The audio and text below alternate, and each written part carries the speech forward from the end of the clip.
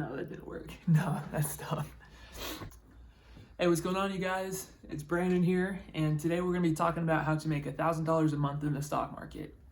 But before we get into talking about the video, I'd really appreciate it if you guys could like and subscribe, as I'm just starting out, so any love would be very much appreciated. But with that being said, let's go ahead and get right into the video. I'm not going to even waste your guys' time. I'm just going to get right into it. So the main thing that I found that works best for making about $1,000 a month in the stock market is utilizing credit spreads. And now, if you don't know what a credit spread is, if you're really curious, drop a comment and I can make a video describing what credit spreads are. But for this video and its purpose, I'm just going to go ahead and assume that you guys know what a credit spread is and how they work. And the reason why I say credit spreads are the best way to consistently make $1,000 a month in the market is because I've done it, and it's an easy way to grow your account, and the probability is very much in your favor compared to normal options buying them. Because anytime you sell premium, you're on the other side of things, and your likelihood of making a full profit is so much higher than just buying a normal option. So that's why I think that. Now, even if you are familiar with credit spreads, we should probably talk about some of the risks involved so that way you know what you're getting yourself into. Because I don't want you guys just going out there doing credit spreads and then next thing you know, you're losing all your money because you didn't understand the risks. Okay, so the best thing to know about a credit spread is your max loss. Because if you know your max loss, then that'll help you kind of build everything from there.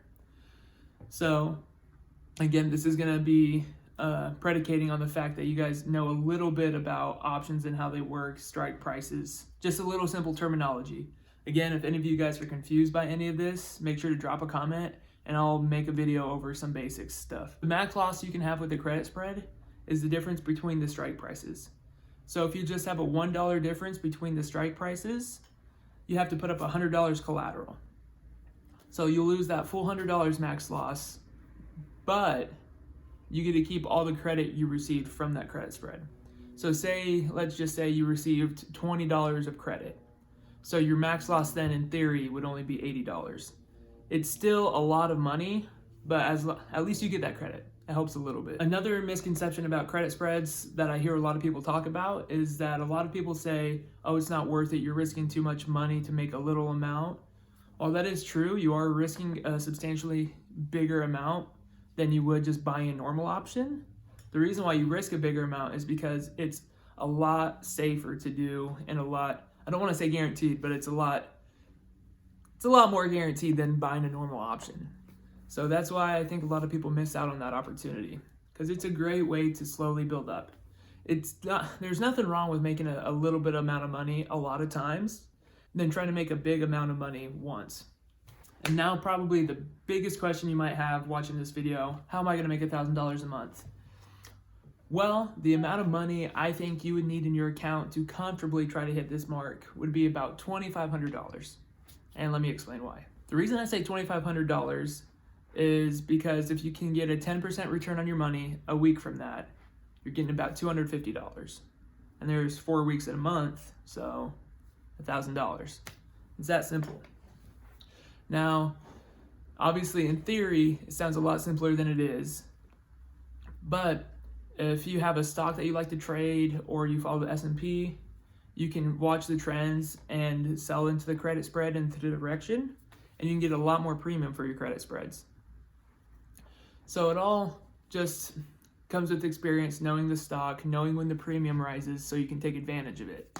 But if you're able to take advantage of the premium at the right time, this 10% mark is actually not very hard at all. You can hit a very, very big consistent amount of trades as long as you get a pattern down and you really know what you're doing. Now, when a trade goes against you, it's probably a very scary time. I know it's happened to me. It is a very scary time. But I can do a video on how to roll over a credit spread or how that works, because essentially you're just rolling over a loss in your credit spread. But I will say, even though $2,500 is a good start for capital, the more money you have for it, the easier it is, because you don't have to sweat it as much. Because let's say you have $5,000 and you're still trying to only make $1,000 a month off of it. It's in theory twice as easy to get that $1,000 than from that $2,500, because you don't have to take as much risk or you don't have to put as much collateral up. And now it's vice versa. if you have a smaller amount of money, say you only have $1,000 and you need to make $1,000 a month, that's going to be substantially harder. Now, it's not impossible, but it's definitely going to be harder because you're going to be needing to make 25% of your account, or at least the money you put up for credit spreads, every single week in order to get it. It's definitely possible. It's just a lot harder to do, especially if you're not super familiar with credit spreads and how they work and how they decay. Okay, so the last main point of this video, I'm going to talk about some of the pros and cons about credit spreads and how making $1,000 a month could be realistic or maybe not so realistic for your situation. So I'm just going to get the cons out of the way. The biggest con is that you definitely can blow up your account if you don't know what you're doing. That's why it's very paramount that you watch videos like this, or you do your own research and Investopedia, whatever you want to look at, so that way you have the knowledge of what you're getting into. Or if you don't understand what you're doing with credit spreads, you'll lose all your money, especially if you try to do something close to the money. You'll just wipe out your account and it won't even be silly. It'll happen so fast. And another con is very, very nitpicky, and it's for the people that are very greedy and like to grab their money fast, but you don't make as much money as quickly. And that's not necessarily a bad thing in my opinion, but some people view credit spreads as a slow way to get money and they don't like it. But in all reality, compared to stocks and how much you make yearly from that, credit spreads make more than a fair amount of their percentage in returns. All right, now let's get into the pros. The biggest pro for me regarding these is that it's the most consistent way to make money in the market, in my opinion. The reason why I say it is because almost every single option expires worthless, and it's a pretty easy pattern to repeat as long as you have a system down on how you do it. And probably my favorite pro of all is that it's a lot more hands-off than other trading, than like day trading or even normal options, because a lot of the time you're a little stressed out about what your option's doing and you're always having to look at it. With credit spreads, as long as you're doing them right and you sell into the direction, a lot of times you don't have to watch it all the time. And that's really nice to have. And it sets your mind at ease a little bit so you're not as stressed. And that's probably my favorite reason why I like credit spreads so much, is that they're consistent and you don't have to hawk over them all the time. And you can just slowly see your account start to build up. But I hope you guys gained something from this video.